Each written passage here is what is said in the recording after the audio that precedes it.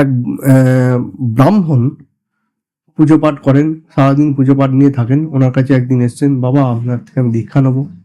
বললেন, হ্যাঁ তোমার এই জন্মে হবে না। কেন হবে না? পাবে না, তুমি এই জন্মে এগুলোই করতে থাকো, আগামী জন্মে তুমি নিশ্চয়ই পাবে। ঠিক কিছুদিন বাদে একজন বিখ্যাত বাইজি এলেন, বেনারসে তো বড় বড় বাইজি থাকতেন, তো এসে দীক্ষা নিতে এলেন। বলে তুমি কালকে আসবে 10টা টাকা নিয়ে, তো দীক্ষা হয়ে যাবে। হয়ে গেল।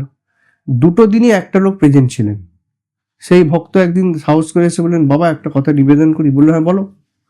বললো, ওই ব্রাহ্মণ এলেন, তাকে আপনি দিলেন না। তাকে জানি যে তিনি পবিত্র মানুষ, সারা জীবন এই সাধন ভজন নিয়ে থাকেন। আর ওই বাইজি সারা জীবন নোংরা কাজ করে গেছে, এবং এখন বয়স হয়ে যাওয়ার জন্য তার কাস্টমার জোটে না, তাই এখন ওগুলো করতে পারছে না। আপনার কাছে সাধন চাইলেন, আপনি দিয়ে দিলেন। এর কারণটা?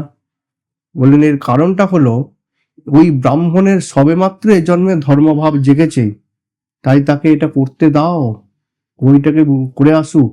আর ওই বাইজি গত জন্মে আমার কাছে দীক্ষা লাভ করেছিল, অবহেলা করার জন্যে তার বাইজি রূপে জন্ম হয়েছিল, তাই ওর আগে প্রাপ্য, ওর তো অর্ধেক করাই আছে, তাই ওকে আমার দিয়ে দেওয়া আগে কর্তব্য, তাই আমি দিয়ে দিলাম এই জন্মে।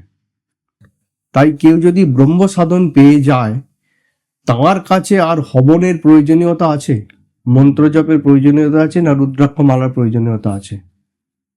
আমি কিন্তু কাউকে অসম্মান করছি না, যে মার্গেই থাকুক, যে মার্গে এগুলো প্রয়োজনীয়তা আছে তার নিশ্চয়ই সে মার্গে থাকুক। কিন্তু ক্রিয়াযোগের ক্ষেত্রে কোনো, এইবার আমি আরেকটা কথা প্রথমে বলেছিলাম, আপনি আচরি ধর্ম পরের শিখায়। যদি আমি সাধারণ ক্রিয়াবান হই তাহলে এক কথা, যদি আমি যোগাচার্য হই, আমার আচরণ দেখে আমার শিষ্যরা শিখবে। আমি যদি যোগাচার্য হই, তাহলে আমাকে কিন্তু কিছু এক্সট্রা জিনিস মেনটেন করতে হবে।